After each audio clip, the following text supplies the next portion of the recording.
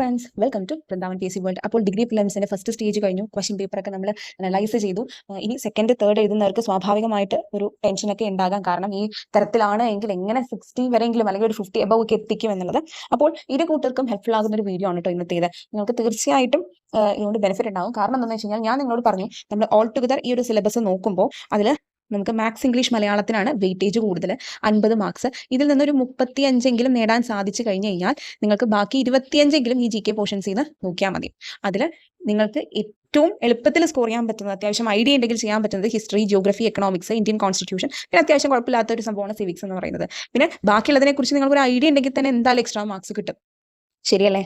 അപ്പോൾ നിങ്ങൾ ഒരിക്കലും വറീഡ് ആവണ്ട. നമ്മൾ ഇനിയുള്ള ഒരു പഠിത്തത്തിൽ എന്താണ് വളരെയധികം പുതിയ കാര്യങ്ങൾ നിങ്ങൾ പഠിച്ചെടുക്കാൻ ശ്രമിക്കേണ്ട. പകരം എന്താണ് നിങ്ങൾ ഇതുവരെ നോക്കിയതിനെ ഒന്നും കൂടെ എന്താണ് ഏറ്റവും പ്രധാനപ്പെട്ട കാര്യങ്ങൾ ടച്ച് ചെയ്യാൻ. ഞാൻ ഓൾറെഡി പറഞ്ഞു കഴിഞ്ഞ വീഡിയോയിൽ ഹോട്ട് ടോപ്പിക്സ് എന്ന് പറഞ്ഞാൽ ഞാനിട്ട കുറേയധികം സംഭവങ്ങൾ അതിൽ ചോദിച്ചിട്ടുണ്ട്. നമ്മുടെ ക്വസ്റ്റ്യൻ പേപ്പറിൽ ഓരോ ഏരിയ ആണ് ഞാൻ പറഞ്ഞിരുന്നത്. നിങ്ങൾ ശ്രദ്ധിച്ച് നോക്കണം, പഠിക്കണം, അത് ചോദിക്കും എന്നുള്ള രീതിയിൽ ഞാൻ പറഞ്ഞിരുന്നു. അപ്പോൾ ഈ ഹോട്ട് ടോപ്പിക്സിന്റെ കംപ്ലീറ്റ് PDF നിങ്ങൾ എന്താണ് കിട്ടണമെന്ന് ആഗ്രഹമുള്ളവരുണ്ടായിരിക്കും. ഇപ്പോഴും ഈ സെക്കൻഡ് തേർഡ് സ്റ്റേജസ് ഉള്ളവർക്ക് വേണമെന്നുണ്ടായിരിക്കും. അപ്പോൾ അതിനെക്കുറിച്ചുള്ള കാര്യമൊക്കെ ഞാൻ പറയാട്ടോ. അപ്പോൾ ഇനിയുള്ള ദിവസങ്ങളിൽ നിങ്ങൾ ഈ മാത്സ് ഇംഗ്ലീഷ് മലയാളം കൂടുതൽ നോക്കുന്നതോടൊപ്പം എന്ത് ചെയ്യുക, നമ്മളുടെ ഈ പറയുന്ന നിങ്ങൾക്ക് വളരെയധികം സിമ്പിളായിട്ട് പഠിക്കാൻ പറ്റുന്ന, നിങ്ങൾക്ക് ഓൾറെഡി അറിയാവുന്ന കാര്യങ്ങളെ ഓക്കെ, നിങ്ങൾ അതിനെക്കുറിച്ച് ഇതാവേണ്ട ആവശ്യമില്ല, നിങ്ങളുടെ കയ്യിലുണ്ട്. അല്ലാത്ത പക്ഷം നിങ്ങൾക്ക് ഇപ്പോൾ ഈ പറയുന്ന ഏതെങ്കിലും ഏരിയാസിൽ കൺഫ്യൂഷൻ ഉള്ള ഏരിയാസ് ഉണ്ടെങ്കിൽ, നമ്മൾ ഹോട്ട് ടോപ്പിക്സിൽ പറഞ്ഞ പോർഷൻസിൽ നിന്ന് എന്തെങ്കിലും സംശയമുള്ളതുണ്ടെങ്കിൽ അതൊക്കെ ഓരോന്ന് വെച്ച് കവർ ചെയ്യുക. ഓക്കെ, ഇപ്പോൾ ആർട്ട് ആൻഡ് കൾച്ചർ ആണെങ്കിലും സയൻസ് ആൻഡ് ടെക്നോളജി ആണെങ്കിലും ഇതൊക്കെ വാസ്റ്റ് ആയിട്ടുള്ള സംഭവങ്ങളാണ്. ചിലപ്പോൾ എല്ലാവർക്കും അങ്ങോട്ട് പഠിച്ചെത്താൻ പറ്റിയെന്നുണ്ടാവില്ല. അതായത് നമ്മൾ പ്രതീക്ഷിച്ച പോലെ എല്ലാം പഠിച്ചിട്ട് അതൊന്നും ചോദ്യത്തിൽ വരണമെന്നില്ല.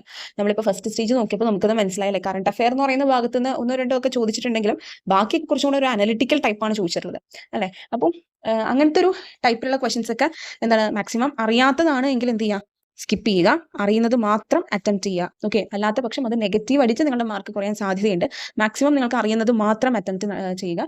സെക്കൻഡ് റൗണ്ടിൽ നിങ്ങൾക്ക് ഒന്നും കൂടെ ഒരു റൗണ്ടും കൂടെ നിങ്ങൾ ക്വസ്റ്റൻസിലൂടെ പോകുമ്പോൾ ആൻസർ ചെയ്യാൻ പറ്റിക്കഴിഞ്ഞാൽ അത്രയും നല്ലത്. ഓക്കെ, ഇനി ഈ മാത്സ് ഇംഗ്ലീഷ് മലയാളത്തിൽ നിങ്ങൾ ബേസിക്കലി ഫോക്കസ് ചെയ്യേണ്ടത് എന്താണ്, മാത്സിന്റെ ഓരോ പ്രോബ്ലം, അതായത് ഓരോ ഏരിയാസിൽ നിന്നും എങ്ങനെയൊക്കെയുള്ള ടൈപ്പ് ക്വസ്റ്റൻസ് എക്സ്പെക്ട് ചെയ്യും അത് ബൈ ഹാർട്ട് പഠിച്ചാൽ തന്നെ നിങ്ങൾക്ക് ഏത് മാത്സ് പ്രോബ്ലം വന്നാലും ചെയ്യാൻ പറ്റും. പിന്നെ മിക്കവാറും ഈ ഓഡ് വൺ ഔട്ട് പോലത്തെ സംഭവങ്ങളൊക്കെ എന്ത് ചെയ്യാറുണ്ട്, അവർ എലിമിനേറ്റ് ചെയ്യാറുണ്ട്. മിസ്സിങ് അതൊക്കെ പലതും ചെയ്യാറുണ്ട് കേട്ടോ, ഡിലീഷനൊക്കെ പോകാറുണ്ട്. അപ്പോൾ അതൊക്കെ വിടട്ടെ. നമ്മൾ 20 കിട്ടുന്നുള്ള പ്രതീക്ഷ ഒരിക്കലും മാക്സിമം വെക്കരുത്. കൂടി വന്ന ഒരു 16-17 ഓക്കെ, അത്രയൊക്കെ വെച്ചിട്ട് എക്സ്പെക്ട് ചെയ്താൽ മതി. അത് ഇപ്പോൾ ഇംഗ്ലീഷ് ആണെങ്കിലും മലയാളത്തിലാണെങ്കിലും. കാരണം ഡിലീഷൻ എന്ന് പറയുന്ന ഒരു പ്രോസസ് ഉണ്ട്. അതുപോലെ തന്നെ ആൻസർ ചേഞ്ചുകൾ വരാം, എന്ത് വേണമെങ്കിലും വരാം. അപ്പോൾ നമ്മൾ അതുകൊണ്ടാണ് ഞാനൊരു 35 എന്ന് പറയുന്നത് ഈ ഒരു 50 പറയുന്നത്. അപ്പോൾ ഇതിൽ മലയാളത്തിൽ ഓൾമോസ്റ്റ് ഏറ്റവും പ്രധാനപ്പെട്ടത് നോക്കേണ്ടതെന്ന് പറഞ്ഞ് ഞാൻ ഓൾറെഡി ഒരു വീഡിയോ ചെയ്തിരുന്നു. പിന്നെ ഇന്ന് ഞാനിപ്പോൾ ജസ്റ്റ് നിങ്ങളൊന്ന് കാണിച്ചു. അപ്പോൾ ഇത് കാണിക്കുന്നതിന് മുമ്പ് ഒരു കാര്യം പറയട്ടെ. തീർച്ചയായിട്ടും നിങ്ങൾ 2021 തൊട്ട് 25 വരെയുള്ള ഡിഗ്രി പ്രിലിംസിന്റെ ക്വസ്റ്റ്യൻ പേപ്പേഴ്സിലൂടെ പോയിട്ടുണ്ടാകണം. അത് അത്യാവശ്യം നല്ലതാണ്. അതിൽ നിന്ന് ചോദിച്ചിട്ടുണ്ട് റിപ്പീറ്റ് ചെയ്ത് ഫസ്റ്റ് സ്റ്റേജിന്. പിന്നെ ഇതിൽ ഇപ്പോൾ നിങ്ങൾക്ക് നിങ്ങളുടെ കൈവശം ഇല്ല എങ്കിൽ ഈ പ്രിലിംസിന്റെ കൂടെ പ്ലസ് കുറച്ച് സ്പെഷ്യൽ മെയിൻസ് എന്നുള്ള രീതിയിൽ എൻ്റെ കയ്യിൽ ഫുൾ ഉണ്ട്. ഇതിന്റെ പേപ്പർ വിത്ത് മാർക്ക്ഡ് ആൻസേഴ്സ് അത് ഇതിൻ്റെ ഉണ്ട്, MEMന്റെ മാത്രമായിട്ടുണ്ട്. ഇത് സ്റ്റിൽ കിട്ടാത്തവരുണ്ട് എങ്കിൽ എൻ്റെ ടെലിഗ്രാം ചാനലായ വൃന്ദാവൻ PSC വേൾഡ് എന്നുള്ളത് ജസ്റ്റ് നിങ്ങൾ സെർച്ചിൽ ടൈപ്പ് ചെയ്ത ടെലിഗ്രാം ചാനൽ ടൈപ്പ് ചെയ്തിട്ട് ഇത് അടിച്ചാൽ നിങ്ങൾക്ക് കാണാൻ പറ്റും. എന്നിട്ട് ജോയിൻ ചെയ്തിട്ട് എനിക്ക് ഡയറക്റ്റ് മെസ്സേജ് ചെയ്താൽ ഞാൻ അതിനെക്കുറിച്ചുള്ള കാര്യം പറയാം.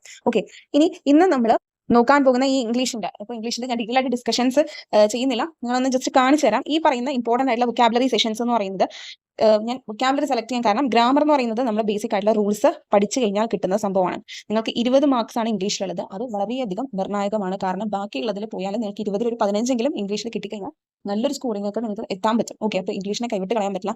ഗ്രാമർ മാറ്റി നിർത്തി കഴിഞ്ഞാൽ വൊക്കാബുലറി പോർഷനും കൂടെ നമുക്കുണ്ട്. ഇതിന് തീർച്ചയായിട്ടും നിങ്ങൾ PYQ നോക്കണം. കാരണം PYQയിൽ നിന്ന് ഇംഗ്ലീഷ് മലയാളമൊക്കെ ചോദിക്കാറുണ്ട്.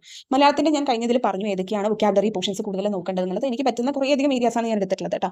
പിന്നെ ഇന്ന് നമ്മൾ നോക്കുന്നത് ഇംഗ്ലീഷിന്റെ വൊക്കാബുലറി പോർഷൻസിൽ മെയിൻ ആയിട്ടുള്ള സംഭവങ്ങളാണ്. പക്ഷേ ഇതിൽ ഞാൻ സെറ്റ് ചെയ്തിരിക്കുന്നതിൽ ഒരു പ്രത്യേകത എന്താണെന്ന് വെച്ച് കഴിഞ്ഞാൽ കുറേ പേപ്പേഴ്സുകളിലായിട്ട്, അതായത് നിങ്ങൾക്ക് ഇപ്പോൾ പ്രിലിംസിൽ ഞാൻ PYQ എന്ന് പറഞ്ഞ മെർജ് ചെയ്തതിൽ പ്രിലിംസിന്റെ കംപ്ലീറ്റ് ക്വസ്റ്റ്യൻ പേപ്പേഴ്സ് ഉണ്ട്.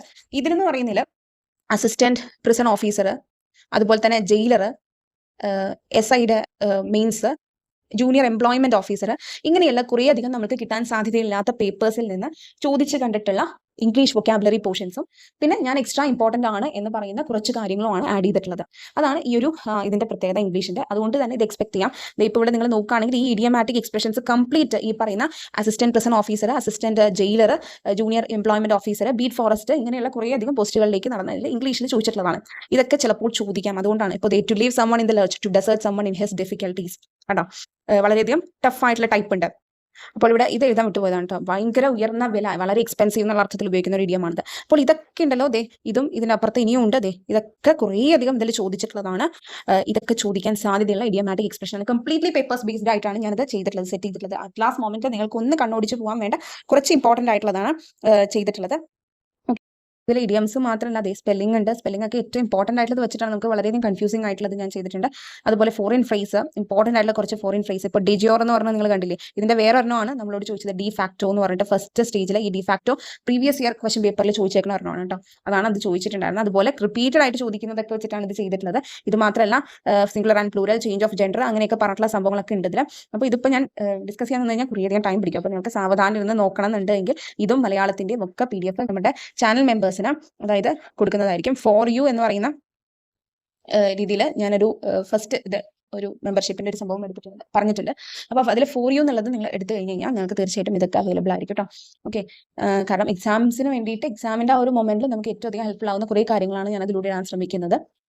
സോ അത് നിങ്ങൾക്ക് എന്താണ് ഒരു ലാസ്റ്റ് മൊമെന്റിൽ നിങ്ങൾക്കൊന്ന് റീക്യാപ്പ് എന്നുള്ള രീതിയിൽ നിങ്ങൾക്ക് ഈ സംഭവങ്ങളൊക്കെ ഉപകാരപ്പെടും. ഹോട്ട് ടോപ്പിക്സിന്റെ PDF ഒക്കെ ഞാൻ അതിലിടാൻ ശ്രമിക്കാം. അപ്പോൾ എല്ലാവരും നന്നായിട്ട് തന്നെ പഠിക്കുക, നമ്മുടെ ഭാഗം നന്നായിട്ട് ചെയ്യുക, ബാക്കിയുള്ള ഭാഗം ദൈവം നോക്കട്ടെ. ഓക്കെ, ദൈവാനുഗ്രഹം ഉണ്ടെങ്കിൽ എല്ലാം നന്നായിട്ട് വരും.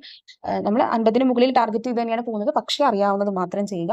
ഇനി ഒട്ടുമേ അറിയാത്താണെങ്കിൽ ഒട്ടും ചെയ്യാൻ നിൽക്കരുത്. പക്ഷേ സംശയം ഉണ്ടെങ്കിൽ ഏതെങ്കിലും തരത്തിൽ എലിമിനേഷൻ വഴി ചെയ്യാൻ പറ്റും എന്നൊക്കെ നോക്കുക. പിന്നെ നമുക്ക് ആകെ 1.25 മണിക്കൂറുള്ളൂ. അപ്പോൾ സ്മാർട്ടായിട്ട് തന്നെ ക്വസ്റ്റ്യൻസിനെ സമീപിക്കാൻ ശ്രമിക്കുക. കാരണം നമുക്ക് ഒരു നമ്മുടെ ടീച്ചേഴ്സ് പറയാതെ നമുക്ക് ഒരിക്കലും അറിയില്ല ടൈം എത്രയാണ് നമ്മൾ ഈ ചെയ്ത് പോകുന്നതെന്ന്. അപ്പോൾ വാച്ചസ് ഒന്നും അലൗഡ് അല്ലല്ലോ. അപ്പോൾ അവരോട് എന്തെങ്കിലും സംശയം ഉണ്ടെങ്കിൽ ടൈം ചോദിക്കുക കൃത്യമായിട്ട്. എത്ര മണിക്കൂർ കഴിഞ്ഞു, അരമണിക്കൂറായെന്ന് നിങ്ങൾക്ക് ഏകദേശം ധാരണ ഉണ്ടെങ്കിൽ ചോദിക്കും. മണി അടിക്കും സ്വാഭാവികമായിട്ട്. പക്ഷെ എന്തെങ്കിലും കൺഫ്യൂഷൻസ് ഉണ്ടെങ്കിൽ ചോദിക്കാം. കാരണം ഇതിൽ ഈ വലിയ മാത്സ് പോലത്തെ സംഭവങ്ങൾ വരുമ്പോൾ നമുക്ക് അറിയാവുന്നതാണെങ്കിൽ പോലും ചെയ്യാൻ സമയം കിട്ടണമെന്നില്ല. സോ ബുദ്ധിപരമായിട്ട് ചെയ്യുക. ആദ്യം ഏത് ചെയ്യണം എന്ന് നിങ്ങൾ തന്നെ സ്വയം ഡിസൈഡ് ചെയ്യുക. അറിയാവുന്നത് ചെയ്യുക എന്നുള്ളതാണ്. അതിൽ മാത്സ് വളരെയധികം നിങ്ങൾക്ക് ചെയ്യാൻ എളുപ്പമുള്ളവരാണെങ്കിൽ അത് തന്നെ ചെയ്യുക. വളരെയധികം സാവധാനം ചെയ്യുന്നവരാണെങ്കിൽ മാത്സിൽ ആദ്യം കയറി പിടിക്കരുത്. ഓക്കെ, അതുപോലെ ശ്രദ്ധിച്ച് ബബിൾ ചെയ്യുക. അല്ലാത്ത പക്ഷം അതൊക്കെ എന്താണ് അത് കണക്കാക്കണമെന്നില്ല. ഓക്കെ, അപ്പോൾ ഇത്രയും കാര്യങ്ങളാണ് ഇതിൽ പറയാനുള്ളത്. ഡിഗ്രി ഫിലിംസ് എന്ന് പറയുന്നത് കിട്ടിക്കഴിഞ്ഞാൽ അത്രയും നല്ലതാണ്. മെയിൻസ് എന്ന് പറയുന്നതിലേക്ക് കുറേയധികം പോസ്റ്റുകളിലേക്കുള്ള ഒരു എക്സാം ആണത്.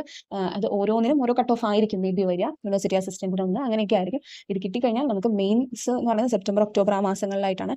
നിങ്ങൾ ഇത്രയും ചെയ്താൽ മതി. ഫിലിംസ് പാസ്സാവാനുള്ളത് മാത്രം നോക്കുക. ബാക്കി മെയിൻസിന്റെ സമയമാകുമ്പോൾ നമുക്ക് സെറ്റ് ആകാം. ഓക്കെ, അപ്പോൾ നമുക്ക് നെക്സ്റ്റ് വീഡിയോ കാണാം. Thank you for watching.